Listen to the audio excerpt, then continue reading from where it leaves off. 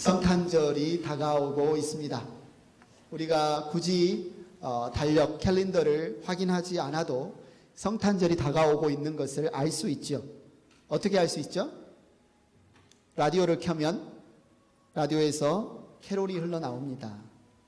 저녁에 운전을 하다 보면 집들이 빨간색, 녹색, 다양한 블루, 어떤 데는 펄플, 보라색까지 다양한 전구로 집을 꾸미고 데코레이션해서 밝히고 있습니다. 아름다운 추리를 보면서 크리스마스가 다가오는구나. 또 우리 마음 가운데 선물, 가족 간에 친구 간에 선물을 준비해야 되는데 어떤 선물을 준비하지? 크리스마스 선물을 준비하면서 또 크리스마스 때 누구랑 이렇게 같이 식사를 하지? 가족들과 어떤 요리로 식사를 하지? 이런 계획들을 하면서 정말 크리스마스가 얼마 남지 않았구나, 다가오는구나를 느끼게 됩니다.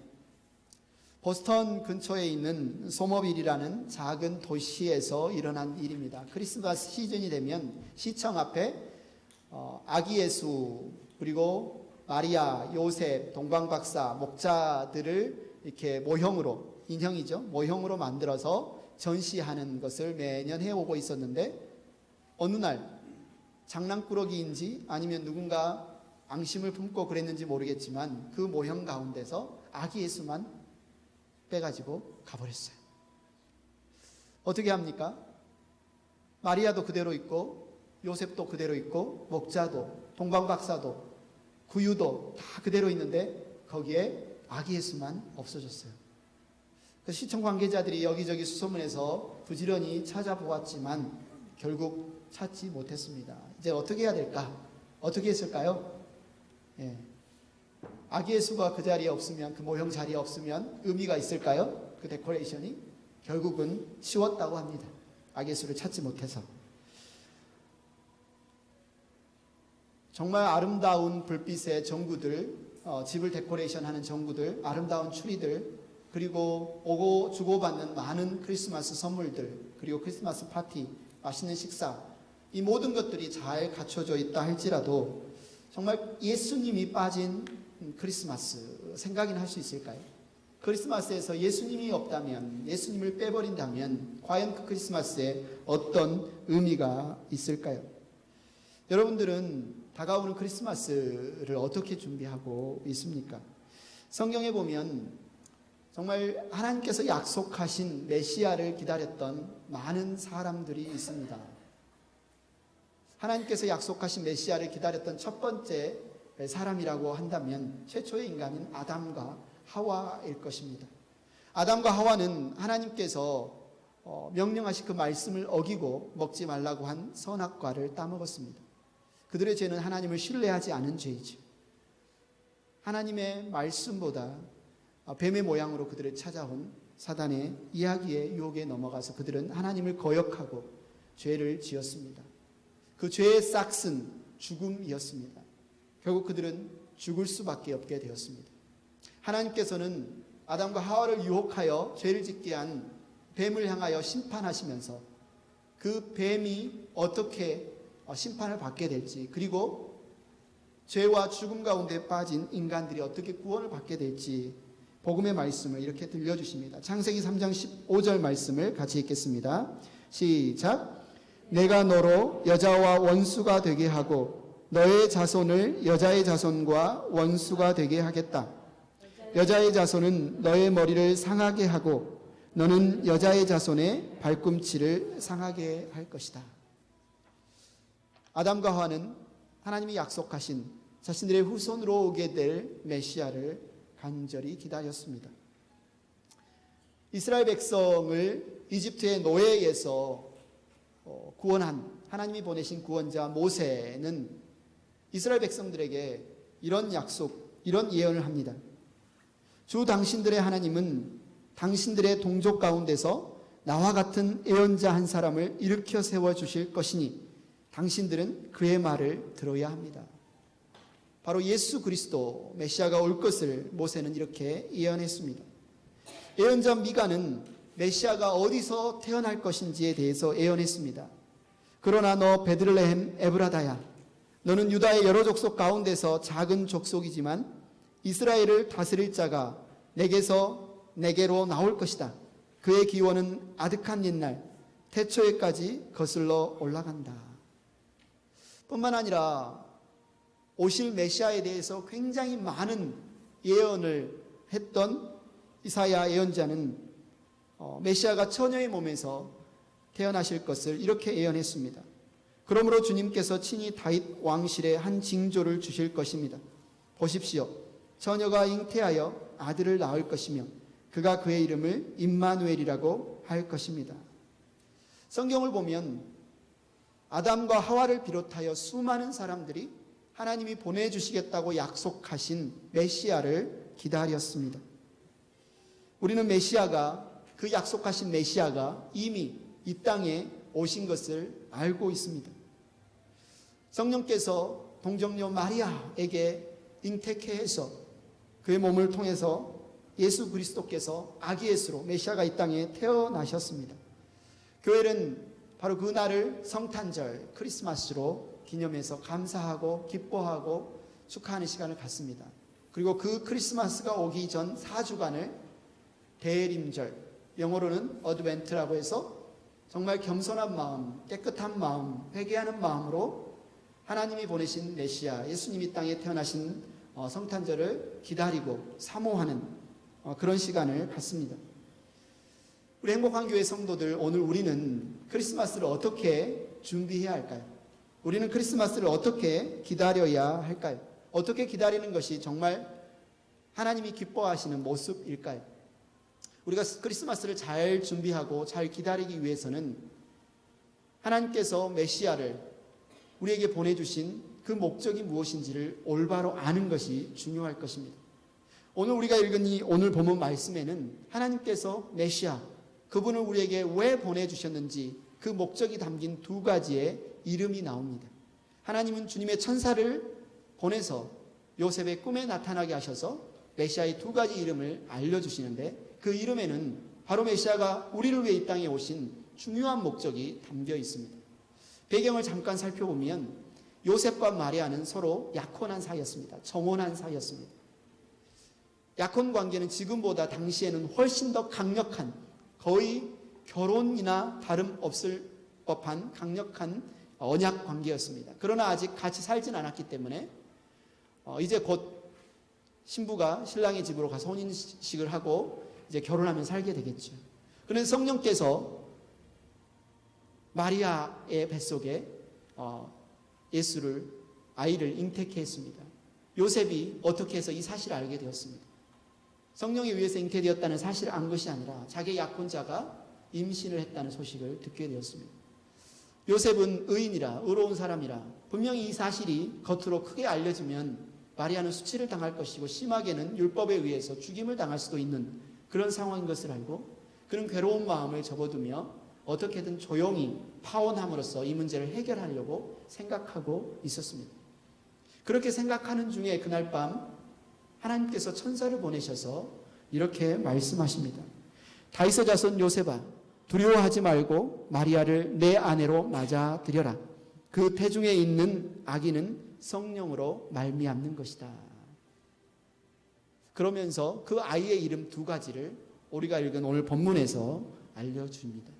그래서 이 이름은 굉장히 메시아로 오신, 우리를 위해 오신 메시아가 어떤 분이신지를 우리가 아는데 굉장히 중요하죠. 첫째, 우리를 위해 오신 메시아의 이름은 예수입니다. 21절을 다시 한번 같이 읽겠습니다. 시작. 마리아가 아들을 낳을 것이니 너는 그 이름을 예수라고 하여라. 그가 자기 백성을 그들의 죄에서 구원하실 것이다. 예수라는 이름의 뜻은 구약에서는 히브리어로는 여호수아라는 뜻이에요. 같은 의미예요. 근데 이 여호수아, 예수라는 뜻은 바로 우리를 주님께서 구원하신다라는 뜻이에요. 주님께서 구원하신다. 이게 예수, 여호수아 이름이 뜻인데 오늘 본문에서는 누구를 어디에서 구원하실 것인지를 아주 잘 설명해 주고 있습니다. 예수라고 하여라. 이 메시아가 자기 백성을, 누구를 구원하신다고요? 자기 백성을. 어디에서? 죄에서. 메시아로 오시는 이분은 자기 백성을 죄에서 구원하시는 분이다. 그래서 그의 이름을 예수라고 하여라 라고 말하고 있습니다. 우리가 예수님이라고 부를 때 이 말의 의미는 주님은 우리를 죄에서 구원하실 분입니다. 구원자이십니다 라는 고백이 담겨 있습니다. 이 이름의 의미처럼 하나님께서 우리에게 보내주신 메시아는 우리를 죄에서 구원하시기 위해서 구원자로 우리에게 오셨습니다. 사도 베드로는 이 예수님에 대해서 사람들에게 소개하며 복음을 전할 때 이렇게 선포합니다. 사도행전 4장 12절 말씀을 같이 읽겠습니다. 시작. 이 예수 밖에는 다른 아무에게도 구원은 없습니다. 사람들에게 주신 이름 가운데 우리가 의지하여 구원을 얻어야 할 이름은 하늘 아래에 이 이름밖에 다른 이름이 없습니다. 바로 하나님께서 우리에게 주신 구원자로 주신 유일한 이름이 바로 예수라는 거죠. 예수님이 바로 우리를 구원하시기 위해서, 죄에서 우리를 살리시기 위해서, 죽음에서 살리시기 위해서 구원자로 이 땅에 오셨습니다. 그게 바로 예수의 이름의 뜻입니다. 창세기에 보면 여러 번 말씀드렸지만 하나님이 우리를 만드셨잖아요. 하나님 우리의 창조주이신데 무엇을 모델로 해서 우리를 만드셨어요? 무엇을 모델로 해서 우리를 만드셨어요? 하나님의 형상. 하나님 그분의 형상을 모델로 해서 우리를 만드셨는데 그 이유가 무엇일까요? 왜 우리를 하나님의 형상, 하나님의 성품으로 우리를 만드셨을까요? 성경을 읽어보면 그것은 바로 하나님이 우리와 함께 하시기 위해서, 하나님이 우리와 교제하시기 위해서 우리를 만드신 것을 알 수 있어요. 그런데 아담과 하와가 죄를 지음으로 말미암아 거룩하신 하나님과 죄인 사이에는 분리되고 단절될 수밖에 없게 되었습니다. 죄인은 이제 더 이상 하나님 앞에 나아갈 수 없고 하나님과 함께 될 수 없는, 하나님과의 관계에서 끊어진 죽어 있는 관계가 되었습니다. 우리가 하나님과 다시 만나기 위해서는, 우리가 다시 하나님과 함께 하기 위해서는 이 죄의 문제를 해결해야 되는데 바로 예수, 구원자 예수께서 이 시간에 이 자리에 우리에게 오신 이유가 바로 이 죄의 문제를 해결하기 위해서 이 땅에 오셨다는 거죠. 저와 여러분은 나면서부터 죄인들입니다. 이것을 신학적인 용어로 원죄라고 합니다. 우리는 이 땅에서 죄를 배워서 나쁜 사람들과 어울려서 죄를 짓게 된 것이 아니라 우리는 죄인으로 이 땅에 태어났습니다. 다윗은 이런 죄인의 모습을 이렇게 고백합니다. 51장 5절 같이 읽겠습니다. 시작. 실로 나는 죄 중에 태어났고 어머니의 태 속에 있을 때부터 죄인이었습니다. 갓난아이였을 때 아니면 이 땅에 초등학교를 다닐 때 자라다가 죄인이 된 것이 아니라 나는 태어나면서부터 죄인이었고 태어나기도 전부터 뱃속에서부터 죄인이었습니다 라고 이야기를 합니다. 그런데 인간은 우리 스스로의 힘으로 이 죄의 문제를 해결할 수 없습니다. 그래서 예수님께서 이 땅에 오셨습니다. 죄는 우리의 생명을 앗아갑니다. 죄는 우리의 생명을 빼앗아갑니다.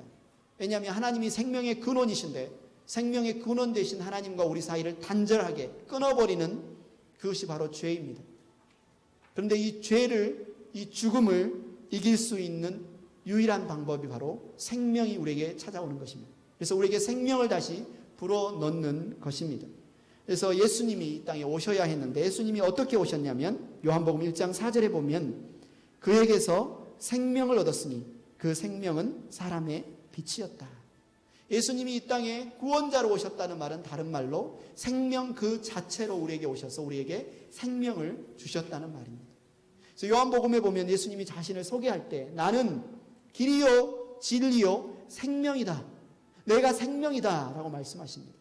나는 생명의 빵이다. 나는 생명의 물이다. 나를 먹고 마시는 자가 살게 된다. 생명은 오직 구원자 예수 그리스도를 통해서만 얻을 수 있습니다. 예수님이 아니면 우리는 죽음밖에 없습니다. 요한복음 3장 36절 같이 읽겠습니다. 시작. 아들을 믿는 사람에게는 영생이 있다. 아들에게 순종하지 않는 사람은 생명을 얻지 못하고 도리어 하나님의 진노를 산다.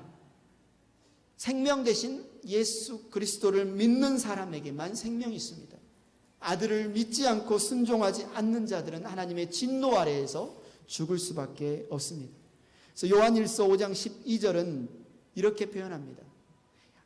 예수님이 생명이시기 때문에, 예수님 그분이 생명이시기 때문에 그 아들을 모시고 있는 사람은 생명을 가지고 있고, 예수님이 우리 안에 있으면, 우리가 예수님을 믿으면 우리가 생명이 있는 것이고, 하나님의 아들을 모시고 있지 않는 사람은 생명을 가지고 있지 않습니다. 예수님은 우리의 구원자이십니다. 예수님은 우리의 생명이십니다. 그래서 아기 예수를 마리아와 요셉이 성전에 데리고 갔을 때 누가복음 2장 30절에 보면 평생토록 메시아를 기다렸던 시므온이란 사람이 예수님을 보면서 이렇게 외칩니다. 내 눈이 주님의 구원을 보았습니다. 시므온은 예수님을 보면서 무엇을 보았다고 외치고 있습니까? 나는 구원을 보았습니다. 예수님이 구원이십니다. 예수님이 구원자이십니다. 라고 고백합니다. 여러분, 누가 구원자를 필요로 할까요? 누가 구원자를 필요로 할까요? 자기 스스로가 자기를 구원할 수 있다고 믿는 사람이 구원자를 필요로 할까요? 내 주먹으로 뭐든지 나는 마음만 먹으면 다 할 수 있다고 생각하는 사람이 구원자를 필요로 할까요? 자기의 한계를 아는 사람, 자기의 연약함을 아는 사람, 실패해 본 사람, 눈물 흘려 본 사람, 낙심해 본 사람, 두려운 사람, 넘어진 사람, 병든 사람, 죄인, 내가 죄인인 것을 아는 사람, 그래서 내 힘으로 나 자신을 어찌할 수 없고 구원받을 수 없다는 것을 아는 사람은 구원자를 찾습니다. 여러분이 혹시 실패를 경험했습니까? 여러분이 혹시 두려우십니까? 낙심될 만한 상황이 있습니까? 병드셨습니까? 걱정하지 마십시오. 여러분에게 구원자가 있습니다. 로마서 10장 13절을 같이 읽겠습니다. 시작. 주님의 이름을 부르는 사람은 누구든지 구원을 얻을 것입니다. 바로 저와 여러분을 위해 하나님께서 그 아들을 우리에게 구원자로 보내주셨습니다. 우리에게 생명으로 보내주셨습니다. 우리에게 빛으로 보내주셨습니다. 예수님의 오심은 그의 이름을 부르는 자들을 구원 얻게 하시기 위해서입니다. 하나님 우리에게 보내주신 메시아 이름은 그래서 구원자 예수이십니다. 우리를 위해 오신 메시아의 또 다른 이름은 무엇입니까? 바로 임마누엘입니다. 23절 같이 읽을까요? 시작. 보아라, 동정녀가 잉태하여 아들을 낳을 것이니 그의 이름을 임마누엘이라고 할 것이다. 하신 말씀을 이루려고 하신 것이다. 임마누엘은 번역하면 하나님이 우리와 함께 계시다는 뜻이다. 설명이 아주 잘 나와 있지요. 우리를 위해서 하나님이 보내주신 그분의 아들은, 메시아는 임마누엘, 여기서 임마누는 함께 하시다는 뜻이고 엘은 하나님이란 뜻인데 함께 하시는 하나님이라는 이름을 갖고 있습니다. 마태는 오실 메시아에 대해서 예언한 이사야서 7장 14절의 말씀을 인용해서 이사야 예언자가 처녀가 잉태하여 아들을 낳을 것이다. 메시아가 그렇게 올 것이다라고 예언했는데 오늘 아기 예수가 이 땅에 태어나심으로 말미암아 오심으로 말미암아 예수님이 이 땅에 동정녀 마리아에게 성령으로 잉태하여 이 땅에 오심으로 말미암아 그 예언이 성취되었다라고 증언하면서 이사야서 말씀을 인용하고 있습니다. 임마누엘 하나님이란 뜻은 하나님이 우리에게 오셔서 인간의 몸을 입고 낮은 데로 오셨다는 뜻입니다. 하나님이 인간의 몸을 입고 우리에게 오셨습니다. 우리의 곁에 오셨습니다. 우리가 보고 만질 수 있는 사람의 몸을 입고 우리와 함께 먹고 자는 인간의 몸을 입고 이 땅에 오셨습니다. 그래서 예수 그리스도의 탄생은, 성탄은 인류 역사상 둘도 없는 놀라운 사건입니다. 예수님이 이 땅에 오신 이 성탄은 인류 역사상 가장 위대한 사건입니다. 그래서 예수님이 이 땅에 오심을 기점으로 해서 인류 역사는 BC와 AD로 나뉘었습니다. 두 동강 났습니다. BC는 무슨 말입니까? Before Christ. 그리스도 이전. 예수님이 오시기 이전의 시대를 사람들은, 역사가들은 BC라고 부릅니다. AD는 라틴어로 Anno Domini. In the year of our Lord Jesus Christ. 우리 주 예수 그리스도의 시대라는 뜻입니다. 예수 그리스도께서 이 땅에 오심으로 인류 역사는 BC와 AD로 나뉘게 되었습니다. 거룩하신 하나님이 연약한 인간의 몸을 입고 우리 죄인들 곁에 오셨습니다. 무슨 말이에요? 아기 예수는 엄마 마리아가 젖을 주지 않으면 굶어 죽을 수밖에 없어요. 기저귀도 갈아줘야 돼요. 걸음마도 가르쳐줘야 돼요. 그분은 친히 우리가 겪는, 어렸을 때부터 어른으로 자라가면서 겪는 이 수많은 인간의 모습들을 친히 겪으셨습니다. 아픔도 겪으셨어요. 고통도 겪으셨어요. 피곤하시기도 하셨어요. 졸리기도 하셨습니다. 모든 슬픔과 눈물을 그분은 친히 경험하셨습니다. 그분은 태어나실 때 마구간 짐승의 밥통에 태어나자마자 누이셨어요. 그분은 태어나자마자 그를 정적으로 알고 죽이려는 헤롯 왕을 피해서 이집트로 피난민 생활, 난민 생활을 해야만 했습니다. 그분은 자라서 목수가 되셔서, 목수 노동자가 되셔서 하루 벌어 하루 먹지 않으면, 열심히 일하지 않으면 밥을 먹을 수 없는 노동을 친히 감내하셨습니다. 그 마을에는 사람들은 그런 소문이 있었어요. 예수는 음행에 의해서 미혼모의 자식으로 태어난 자다, 사생자다. 그분은 자라시면서 그런 조롱과 비난과 모욕을 받으면서 사셨어요.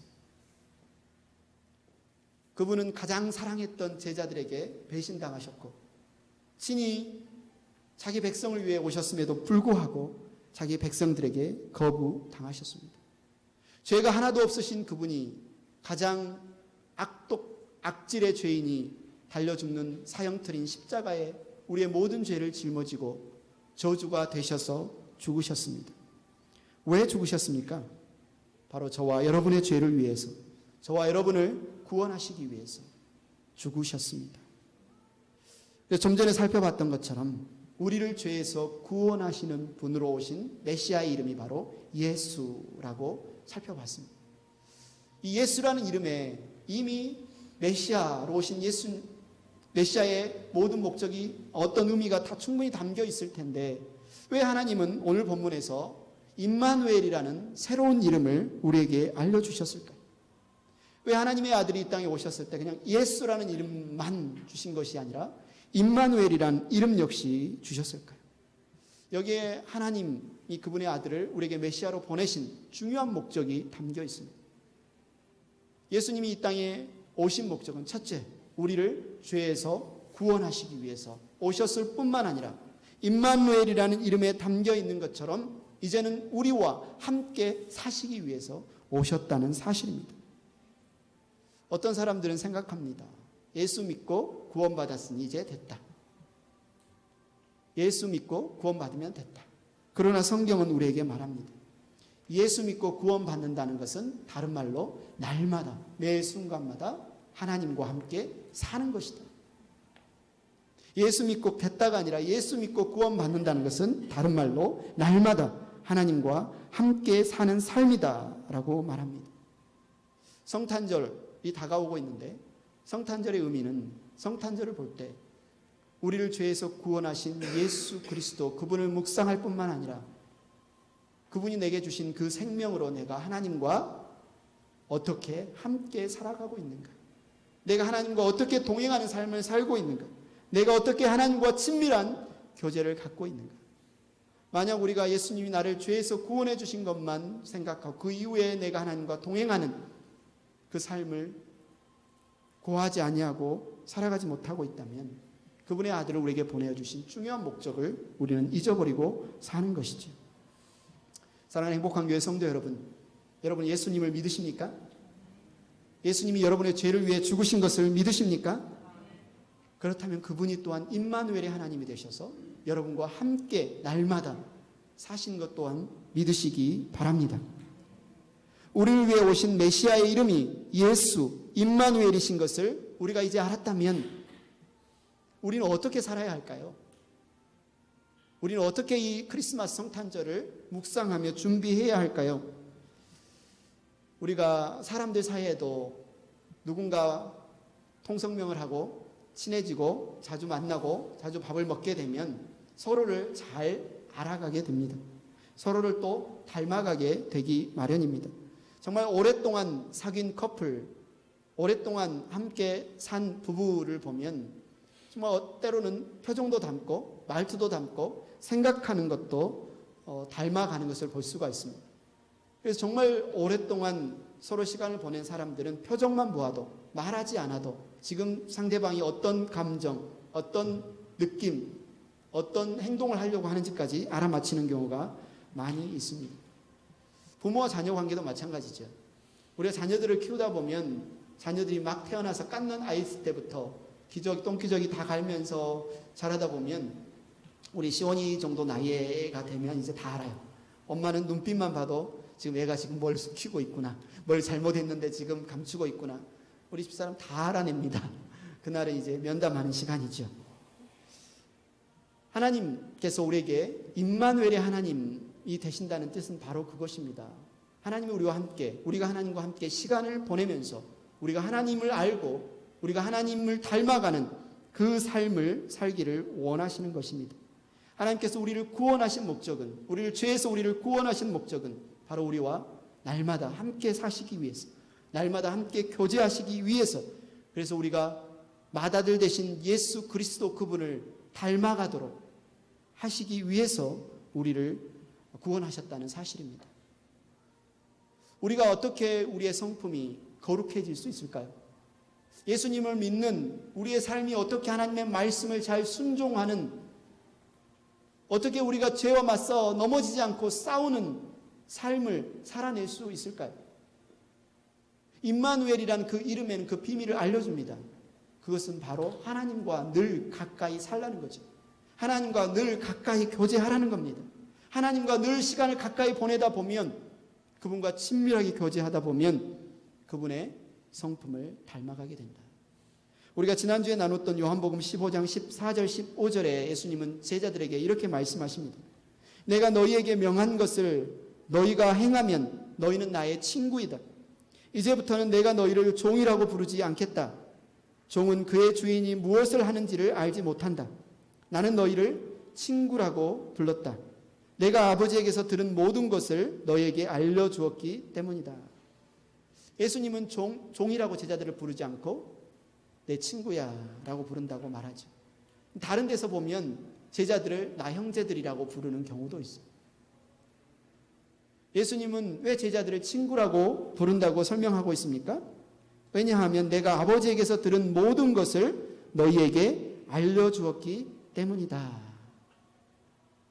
예수님의 제자들은 예수님과 함께 3년을 먹고 자고 동행하면서 예수님을 통해서 예수님에게 알려주신 하나님의 그 목적과 그 뜻을 보고 느끼고 경험할 수 있었습니다.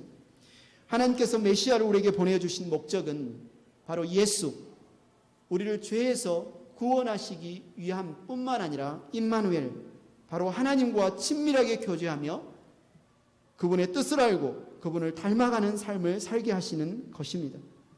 우리는 우리 스스로의 힘으로 우리 자신의 문제를 해결할 수 없습니다. 우리의 죄의 문제를 해결할 수 없습니다. 우리의 죽음의 문제를 해결할 수 없습니다. 그래서 하나님께서 그분의 아들 우리에게 보내셔서 예수가 되게 하시고 우리를 죄와 죽음에서 구원해 주셨습니다.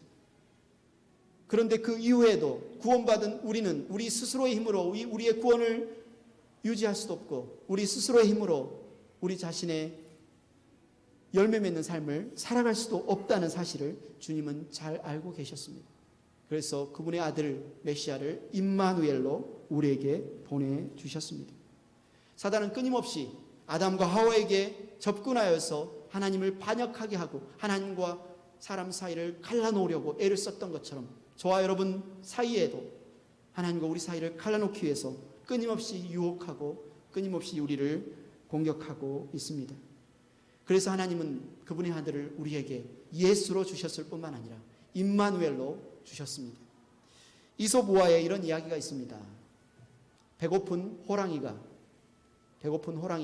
하루는 숲을 나가서 배를 채우기 위해서 먹잇감을 찾아다녔는데 저 앞에 한 마리의 여우를 발견했습니다. 호랑이는 냅다 뛰어서 여우를 잡아먹으려고 했는데 여우가 살짝 피하면서 호랑이를 보면서 이렇게 소리를 지르는 겁니다. 내 이놈, 내가 어떻게 나를 잡아먹으려고 하느냐? 내가 혼자 돌아다니면서 소식을 못 들었나 본데 하늘의 임금께서 나를 이 모든 짐승의 우두머리로 왕으로 삼았다. 나를 잡아먹는 것은 하늘의 뜻을 어기는 것이다. 이렇게 호통을 치면서 호랑이한테 이야기하는 거예요. 호랑이가 어떻게 반응을 했을까요? 웃기고 있네. 이놈이 장꾀를 부리네. 야, 네가 정말 안 잡아먹히려고 지금 별의별 소리를 다 하는구나. 이렇게 말한 거죠. 그러면서 그래, 그렇다면 한번 증거를 보여봐라. 네가 하늘의 왕이, 하늘이 내리신 왕이라는 것, 우두머리라는 것을 한번 증명해봐라. 그랬더니 여우가 당당하게 그래, 내가 보여주마. 날 따라와 하면서 이제 앞장서서 걷는 거죠. 그러다가 앞쪽에서 토끼 한 마리를 만났습니다. 토끼가 여우를 보자마자 소스라치게 놀라면서 주랭랑을 쳐버립니다. 여기저기 숲속 구석구석을 다니면서 만나는 짐승들은 여우를 보자마자 사시나무 떨듯이 떨더니 바로 도망쳐 버리는 거예요. 호랑이가 생각했죠. 아니, 저건 아마 여우와 맞서 싸워도 충분히 질만한 동물들, 작은 동물들이기 때문에 도망갈 거야. 그러나 정말 여우를 잡아먹을 만한 그런 맹수들이 나타난다면 반드시 여우는 잡아먹히고 말 거야. 이렇게 생각하면서 계속 길을 갔는데 마침 저쪽에서 곰 한 마리가 나타나는 겁니다. 곰이 어슬렁어슬렁 다가오더니 여우를 보더니 잠시 멈춰 있다가 바라보다가 살금살금 뒷걸음쳐서 도망가 버리는 거예요. 호랑이가 생각하기에 아니, 곰마저도 여우를 이렇게 무서워한다면 이 여우야말로 정말로 하늘이 내린 왕이 맞다 라고 생각하면서 아주 겸손하게 여우님 죄송합니다. 제가 몰라봤습니다 하고 가버렸습니다. 왜 짐승들이 도망갔을까요? 아시죠? 여우 뒤에 있는 호랑이를 보면서 무서워서 도망친 거죠. 여우를 보고 도망친 것이 아니라. 여러분, 우리가 하나님을 믿고 하나님의 자녀가 되었습니다. 그러나 우리가 매일 생명을 누리고 능력을 갖고 열매를 맺는 삶을 살 수 있는 것은 우리 자신에게서 나오지 않습니다. 우리는 연약한 존재입니다. 우리가 생명을 누릴 수 있는 이유는 좀 전에 읽었던 것처럼 생명 되신 예수 그리스도 그분이 우리 안에 있기 때문이고, 우리가 능력을 얻을 수 있는 이유는 바로 예수 그리스도 그분에게서 나오는 것입니다. 행복한 교회 성도 여러분, 우리가 누구와 함께 살고 누구를 의지하느냐에 따라서 우리의 삶은 전혀 달라지는 것입니다. 우리의 생명은 하나님께로부터 나옵니다. 우리의 능력은 하나님께로부터 나옵니다. 우리의 지혜는 하나님께로부터 나옵니다. 믿음의 사람 다윗은 이것을 이렇게 표현했습니다. 같이 읽겠습니다. 시편 같이 읽겠습니다. 시작. 나의 힘이신 주님, 내가 주님을 사랑합니다. 주님은 나의 반석, 나의 요새, 나를 건지시는 분, 나의 하나님은 내가 피할 바위, 나의 방패, 나의 구원의 뿔, 나의 산성이십니다. 나의 찬양을 받으실 주님, 내가 주님께 부르짖습니다. 주님께서 나를 원수들에게서 건져주실 것입니다. 아멘. 다윗은 하나님이 나의 힘이다, 하나님이 나의 요새다 라고 말합니다. 하나님이 능력이, 하나님의 생명이, 하나님의 구원이 다윗의 힘이 되었습니다. 그래서 다윗은 고백합니다. 하나님이 나의 반석이요, 나의 요새요, 나의 방패요, 나의 구원의 뿌리요, 나의 산성이라고 말합니다. 왜 하나님의 능력이 다윗의 힘이 되었을까요? 왜 하나님의 힘이 다윗의 힘이 되고 왜 하나님의 구원이 다윗의 구원이 되었을까요? 하나님이 다윗과 함께 했기 때문에, 다윗이 하나님과 함께 했기 때문에 그렇습니다. 그리고 다윗이 하나님과 함께 할 수 있었던 것은 그가 하나님을 사랑했기 때문입니다. 그는 하나님을 사랑했습니다. 그는 끊임없이 하나님과 함께 하기를 원했습니다. 다른 시편에 고백하기를 내 평생에 단 한 가지 소원이 있는데 그 소원은 내가 여호와의 집에서 날마다 머무르면서 하나님과 대화하고 교제하며 하나님을 찬양하며 사는 것이 내 유일한 나의 가장 큰 소원이라고 다윗은 고백했습니다. 다윗은 하나님을 사랑했기 때문에 하나님과 함께 했고 하나님의 힘이 다윗의 힘이 되었습니다. 다윗의 인생을 보면 다윗은 수많은 전쟁터를 누볐습니다. 그의 나라의 왕이었던 사울마저도 끊임없이 다윗을 죽이기 위해 그를 뒤쫓았습니다. 그러나 그가 죽지 않고 살아남았던 것은 다윗이 강했기 때문에, 다윗이 싸움을 잘했기 때문에, 다윗이 지혜롭기 때문이 아니라 바로 전능하신 하나님께서, 능력의 하나님께서 다윗과 함께 했기 때문에, 하나님의 힘이 다윗을 통해 나타났기 때문에 그런 것입니다. 이 세상에 가장 똑똑한 사람이 누구일까요? 이 세상에 가장 능력 있는 사람이 누구일까요? 뭐 IQ가 높은 사람? 뭐 하버드대를 나온 사람? 아니면 뭐 미국의 대통령이 가장 힘 있는 사람일까요? 아닙니다. 만왕의 왕, 만군의 주, 가장 지혜로우신 하나님과 함께하는 사람, 그 사람이 가장 지혜롭고 가장 능력이 있는 사람입니다. 저와 여러분이 그렇게 살기 위해서는 하나님을 사랑해야 합니다. 하나님을 사랑해야 합니다. 때때로 우리가 거꾸로, 순서를 거꾸로 생각하는 경우가 있습니다. 내가 열심히 말씀을 읽고, 내가 열심히 기도하고, 내가 열심히 봉사해서 하나님께 더 가까이 나아가야지. 그러나 성경은 우리에게 말합니다. 하나님을 사랑하라. 하나님을 사랑해서, 하나님을 사랑해서 그분과 교제하기 위해서 기도해라. 하나님을 사랑해서 그분이 나에게 들려주시는 말씀이 궁금해서 말씀에 귀 기울여라. 하나님을 사랑해서 그 사랑으로 다른 형제들을 사랑하고 섬기라 라고 말합니다. 사랑하는 행복한 교회 성도 여러분, 여러분은 크리스마스를 어떻게 기다리고 계십니까? 하나님께서 우리에게 보내주신 메시아의 이름은 예수 임마누엘입니다. 우리는 하나님께서 우리를 죄에서 구원하시기 위해서 메시아를 보내셨을 뿐만 아니라 죄에서 구원한 우리와 날마다 함께 사시기 위해서, 날마다 친밀하게 함께 교제하기 위해서, 날마다 나와 함께 대화하기 위해서 메시아 임마누엘을 우리에게 보내셨다는 사실을 여러분 잊지 마시기 바랍니다. 우리가 예수 임마누엘, 하나님과 함께 동행할 때, 교제할 때 우리는 구원의 길을 온전히 걸어갈 수 있습니다. 하나님의 말씀대로 진리 안에 설 수 있습니다. 하나님의 능력으로 승리하는 삶을 살 수 있습니다. 우리를 끊임없이 넘어뜨리려고 하는 사단의 유혹과 공격 앞에 우리는 맞서 승리할 수 있습니다. 크리스마스 시즌이 다가오고 연말이 다가올수록 사단은 끊임없이 우리의 생각을 분주하게 합니다. 데코레이션도 해야지, 선물도 준비해야지, 크리스마스 파티도 준비해야지, 송년도 준비하고 신년도 준비하고. 정작 우리를 위해서 이 땅에 오신 예수 임마누엘, 그분을 묵상하고 그분을 바라보고 그분과 교제해야 할 이 시기에 우리는 너무너무 바빠고 너무너무 분주해서 정작 시청 앞에 가장 중요한 아기 예수 모형을 잃어버린 것처럼 우리의 크리스마스에서 주인공이신 예수님을, 임마누엘 그분을 잊어버리고 있지는 않습니까? 사랑하는 행복한 교회 성도 여러분, 이제 성탄절이 얼마 남지 않았습니다.